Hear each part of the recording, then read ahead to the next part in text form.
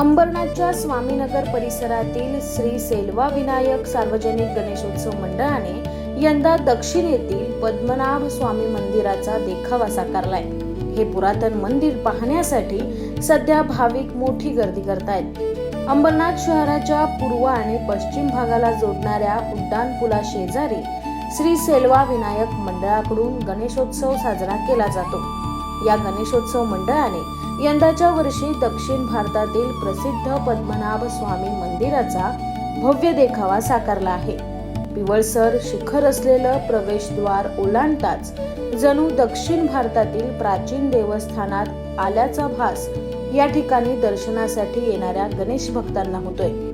कोरीव खांब, मोहक शिल्प, मंद प्रकाशात सजवलेली दालनं आणि भव्य कलाकुसरीमुळे एका वेगळ्या वातावरणात आल्याची प्रचिती भाविकांना येते।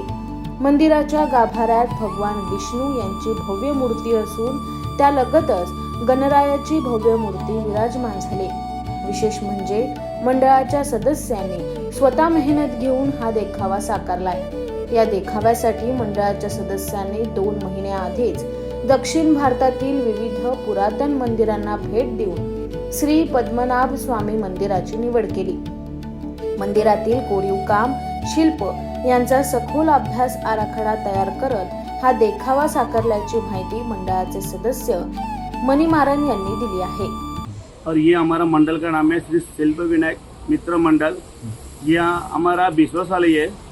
हम हर साल कुछ न कुछ एक नया थीम करेंगे। पिछले साल हमने कामाक्षी मंदिर बनाया तमिलनाडु का, और ये साल हम लोग ने श्री पद्मनाभ स्वामी टेम्पल बनाया। ये मंदिर केरला में है, जो दुनिया का सबसे अमीर मंदिर है। हम ये मंदिर करने से पहले हम लोग दिसंबर मंथ में सारे मंदिर घूमे हम लोग, कि ये साल हम लोगों ने गणपति उत्सव में कुछ न कुछ नया करने करके फिर हम दिसंबर मंथ पे महाराष्ट्र लेके हम या तमिलनाडु, केरला, कर्नाटका सारे मंदिर हम घूमे।